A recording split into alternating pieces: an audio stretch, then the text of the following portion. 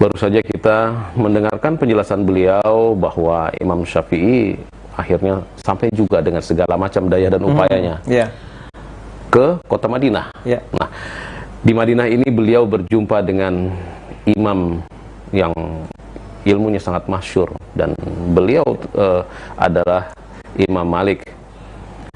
Namun itulah orang beriman, Ustaz, dan orang soleh, Ustaz, ya. Baru melihat dan berjumpa sekali, beliau sudah langsung mengenali, bahkan memberikan nasihat. Apa betul, Ustaz?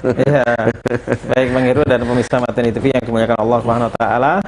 Tadi sebelum jeda kita sudah sampai pada kisah Imam Syafi'i akhirnya tiba di kota harapan, yaitu kota Madinah. Harapannya bukan masalah apa-apa, tapi ilmu yang dia buru, ya. Dia sudah hafal kitab Al-Muwatta 4 tahun sebelumnya, tapi belum ketemu dengan pengarangnya.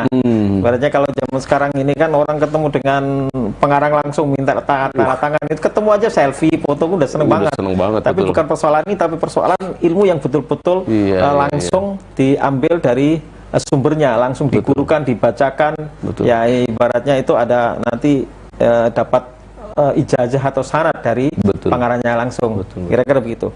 Nah, setelah Imam Syafi'i masuk ke Masjid Nabawi dan dia lihat guru yang dia tuju, yaitu Imam Malik bin Anas, sedang menyampaikan kajiannya biasa di tempat yang dulu ditempati oleh Nabi biasa untuk itikaf dan juga digunakan oleh Umar bin Khattab. Setelah selesai, beliau kemudian menemui sang imam.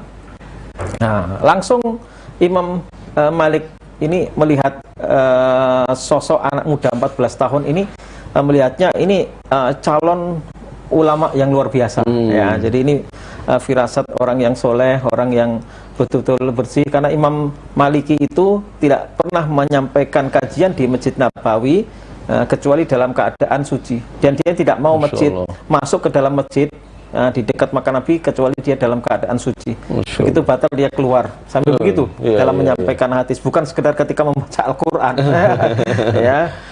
Betul-betul menjaga penampilan juga, Ustaz, ya? Penampilan juga, sehingga kewibawaan. Kenapa? Beliau berpikir bahwa yang disampaikan ini hadis Nabi, saya nggak sembarangan.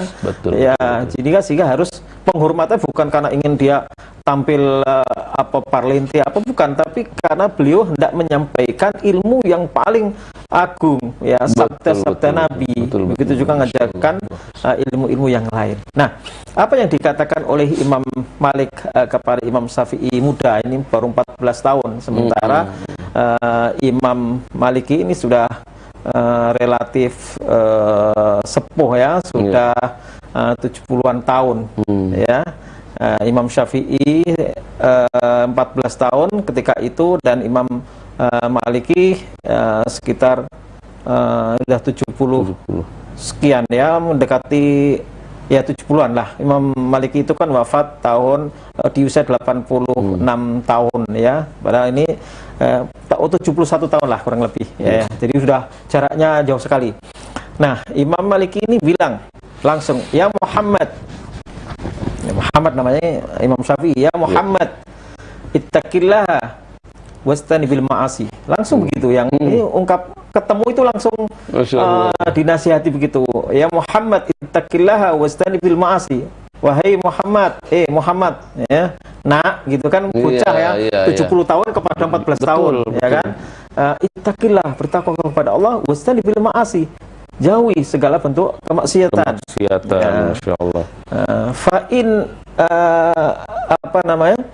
Karena saya melihat fa'in laka fiha sya'nun, ya, inti nanti jadi orang yang penting, gitu kan. Ya, aku melihat saya kunu laka sya'nun minas sya'ni, inti nanti jadi orang bukan orang sembarang, bukan orang bukan main-main, ini jadi orang besar, bukan orang sembarangan, gitu kan. Fa innallaha qad alqa ilaika nuran. Allah Subhanahu wa taala telah memberikan cahaya kepada dirimu. Jadi Imam Maliki itu melihat sosok muda bernama Syafi'i 14 tahun itu, ini lelaki yang bercahaya, gitu. Bagaimana kita nggak bisa menggambarkan kalau kita tapi intinya terlihat ini ya semacam firasat lah gitu. Betul, bahwa ini anak muda ini ada cahaya yang Allah berikan kepadanya, ya. Maka beliau mengatakan fala tutfi'hu bil maksiyah, jangan pernah engkau padamkan cahaya yang ada pada dirimu, cahaya yang Allah berikan kepadamu dengan kemaksiatan. Dan kita ingat tentang sebuah pengakuan dari Imam Syafi'i di kemudian hari, syakautu ila waqi'in su'ahibdi wa arsadini ila tarkil ma'asi wa arsadi bi'annal ilma nuran wa nurullahi la yuhdali asi. Itu kan kasus ketika Imam Syafi'i mengeluhkan persoalan hafalan yang sempat terganggu oleh sebuah kemaksiatan yang tidak sengaja. Lalu dia mengadu kepada gurunya, itu Imam Waqi' bil Jarrah. Syakautu ila waqi'in su'ahibdi, aku pernah mengadukan ke Waqi', Syekh Waqi' tentang buruknya hafalanku, terganggu. Lalu fa'arsatani ila tarkil ma'asi, untuk meninggalkan segala bentuk kemaksiatan. Dan kemaksiatan itu ternyata setelah ditelusuri sepele sekali, Bang Heru. Jadi itu pas dia keluar, ya, dan di jalanan itu ada perempuan, dan kemudian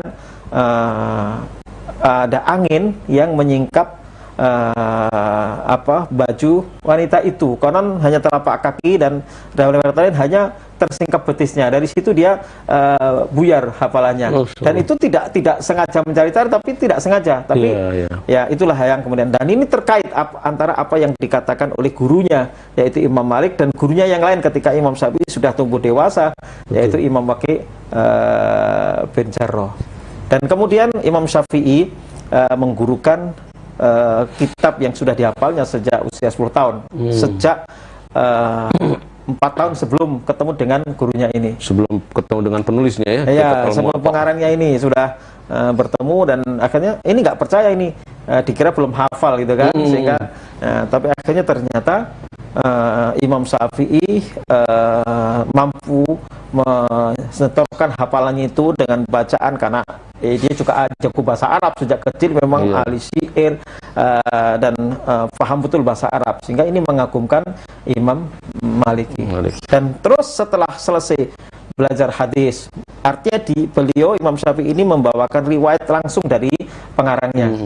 Jadi kalau Imam Bukhari untuk sampai ke Muwatta, untuk sampai kepada Imam Malik masih ada satu orang, di antaranya adalah Abdullah bin Yusuf, ini murid Imam Malik. Imam Bukhari mengambil dari Abdullah bin Yusuf dari Imam Malik. Imam Syafi'i langsung menggurukan kitabnya yang sudah dihafal, dan juga langsung kepada mendapatkan riwayat dari Imam sanadnya Malik. Sanadnya langsung, tidak ada jeda. Dan ini berlangsung lama beliau berguru kepada Imam Malik, ya.